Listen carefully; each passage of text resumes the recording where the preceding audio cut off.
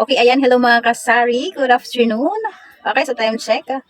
1:11 at ngayon ay December 15. Medyo sinisipag tayo mag-vlog ngayon. Okay, medyo maingay lang dyan sa harap kasi may nagpapatugtog. Pero pa rin tayo, vlog pa rin tayo. Kasi gusto ko i-share sa inyo itong mga paninda ko.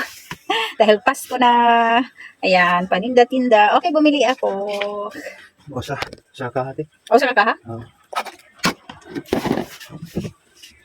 Sa kakaha. Okay, so ayan, balik tayo. May bumili ng Dallas. Ayan. So bumili ako nito. Ano lang naman to, gamitin ko lang sana. Pero naisipan ko na, bakit hindi na lang ako magtinda ng mga paper bag, kung ano-ano ba, di ba, mga paper bag, mga gift wrap. Try ko lang naman magtinda. Wala naman masama, no?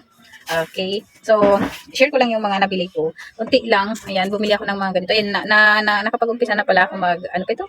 Ayan, nakapag-umpisa na pala ako mag ganito. Yan, isang piraso pa lang yung nagagawa ko. Tapos naisip ko na mag-vlog. Asan na ba yun yung nabili ko? Ayan, ito yung nabili ko. Isang ganito. Isang ganito, bili ko nito ay 60 pesos. Tapos, 12 peraso na siya. Gagamitin ko lang naman to. Pero, syempre, madami na yung binili ko. Dalawang dosena. 24. So, baka hindi ko maubos. Kaya, ibebenta ko lang muna. At pwede rin naman ako bumili ulit pag naubos, di ba? At least kumita ako. Pag naubos, kumita ako. So, yung ginamit ko, yung gagamitin ko, kumbaga, ano na lang, yung kumbaga mga tubo natin, hindi na ganun ka laki yung gastos natin, no? Kasi, i-income tayo dito sa mga gift wrap na to. Okay, so ayan. Ito pala, assorted pala ang laman nito. Kasi akala ko, pag bibili ka nito, ito na, green lahat. Hindi pala assorted pala siya. Tapos, ito yun. Ito, may nabuksan na ako. Ayan, no? Ito, ayan, ganito pala siya. Ayan. Ayan, ganyan pala siya. Ayan, ganyan. Ayan, iba-iba pala yung design tsaka kulay sa loob. Yan. Pero pang Christmas siya lahat. Ayan. Alam ko sana sa online ako bumili sa Shopee. Kaya lang iniisip ko na baka malate yung dating kasi syempre diba, malayo ako, summer area ako, syempre ipapaship pa yun, galing pa ng Luzon, baka hindi na umabot sa Christmas. Kaya bumili na lang ako dito na lang sa city. Ayan, nagpabili na lang ako. Mas mura sa Shopee kung doon ka bibili. Kasi nagtingin na ako ng mga ganito sa Shopee and sa TikTok. Ayan, tumingin na ako kaya lang, yun nga yung iniisip ko na baka hindi umabot, baka mahuli, edi sayang din. Pag dumating dito, tapos na yung Pasko, wala nang bibili. Kasi ngayon lang naman ito season, di ba? Pag hindi na Christmas, wala na. Hindi na ito mabibili. So next year ulit. Yan. Tapos eto, gagawin ko na siya isa-isa pag ganito. Tapos, display ko. Mamaya ipapakita ko sa inyo. Pag natapos ko na ito lahat, gawin na ganito. So, ang bili ko nga pala ng gift wrap na to, ayan, nakaganyan siya, 60 pesos. So, 60 divide natin ng 12. So, puhunan ko dito ay 5 pesos. Pwede ko siya ibenta dito sa tindahan ng 10 pesos. Pag bininta ko ng 10 pesos, may tubo ako ng 60 sa 1 dozen. Kasi puhunan mo 5 pesos. Pag bininta mo ng 10 pesos, syempre kalahati yung tubo mo. So, makakalibre ka na pag ng 60. Meron din ako binili na ayan mga. So, eto, bumili din ako ng mga ganito, paper bag. And baka may maghanap kasi ng paper bag, diba? Kasi magka-Christmas party, mga estudyante. So, ang binili ko, 6 lang. So, 3 na ganito. Ayan, 3 na ganito. Mas mura ito kasi mas, hindi siya makapal. Ito kasi medyo makapal, medyo mas mahal. Ayan, ito, medyo manipis. Pero sakto lang, kung hindi naman mabigat, yung ilalagay nyo dito, pwede ito, mga damit, kung ano man pwede ilagay dito. Ito, medyo makapal yung ito, pinaka-karton niya. Ayan, tapos ito din. Ito kasi manipis lang. Pero kiri lang yan. Ito, bili ko nito. Ayan, 3 piraso lang. Yung pinabili ko kasi hindi ko alam yung laki, yung size.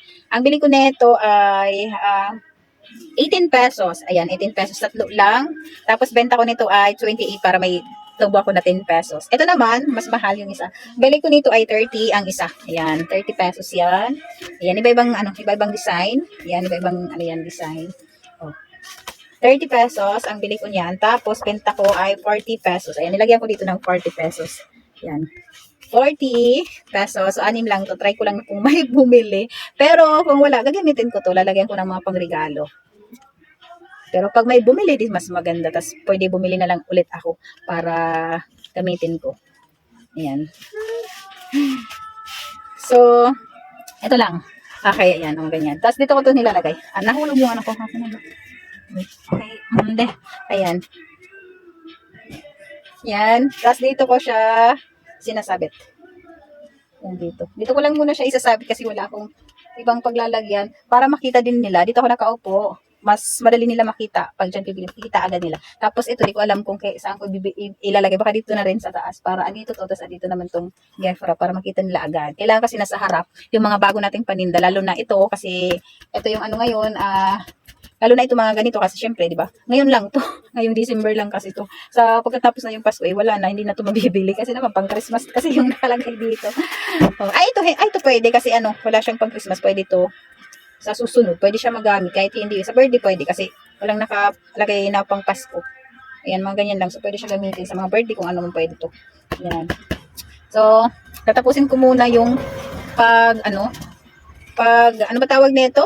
Pag ganito, di ko alam ano ba sa Tagalog. Basta ganito.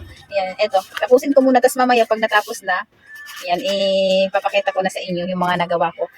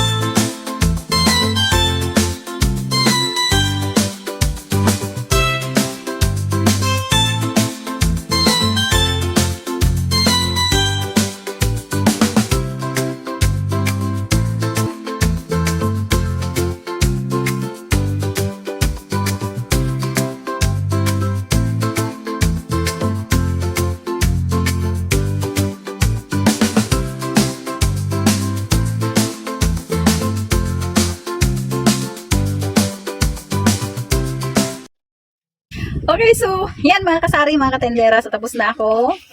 Ayan, tapos ko na ganito. Hindi ko alam ano tawag nito. Pero mayroon pa dito. Ayan, ito pa, isa pa. Pero ito lang muna. Wala akong mapaglagyan. Tapos mamaya, mamaya ito rin yung gagawin natin. Gaganin to, ano ko rin. Gagawin ko din siya na ganito pa isa-isa. Ayan, so wala akong lagayan. Yung stick topper ng stick dito ko na lang muna nilagay. Pwede pa siya lagyan para mapuno. Dito ko na siya ilalagay para kitang-kita talaga. Tapos ito yung paper bag. Mabilis. Madali makita ng mga customer. Kasi pag andyan sila sa labas kasi dito ko sila bibili. Yan, kita nila agad na meron kaming panindang mga gift wrap. Oh, ayan, maganda na siya. Ayan, oh. Ayan. Oh, di ba maganda? Yan, mabilis yan makita. Kasi pag bibili yung mga customers sa amin, eto, kaagad makikita. Kasi andito ako nakaupo. So, mapapansin nila kaagad. So, kailangan pag may mga ganito na may mga bago tayong paninda, tapos ngayon season, holiday season, so kailangan ilagay natin sa mas madali nilang makita para alam nila na meron tayong mga paninda na mga ganito. Kasi pag natapos yung Pasko, wala na, hindi na siya mabibili, hindi natin mabibenta to. Kasi di ba pang Christmas? Tapos sasabihin ko na rin sa mga customer ko na meron kami mga panindang ganito, gift wrap, and itong paper bag para kung meron ireregalo sila. So, ayan, di na sila maghahanap pa kung saan-saan meron kaming panindang mga gift wrap.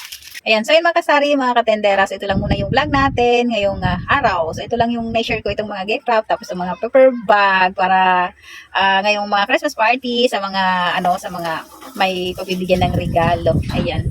So, ayan, maraming salamat sa inyo sa mga nanood ng video ko ngayon. Ayan, maraming salamat sa inyo. Baka hindi ka pa nakasubscribe dyan, i-subscribe nyo na yung channel natin na Buhay Tendera sa Isla. Ako po ay nag-upload ng mga sari-sari store vlog. Ayan, kung ano man yung mga ganap-ganap dito sa tindahan, mga tindahan Sari, kung ano man yung ginagawa natin dito sa store, yun po yung mga ina-upload ko. Ayan, kung nagustuhan nyo yung vlog ko, ayan, subscribe nyo na yung channel natin and click mo na din yung bell para updated ka kung may mga bago akong video na i-upload dito sa channel natin. Ayan, maraming salamat sa inyong lahat and thank you for watching. Bye-bye!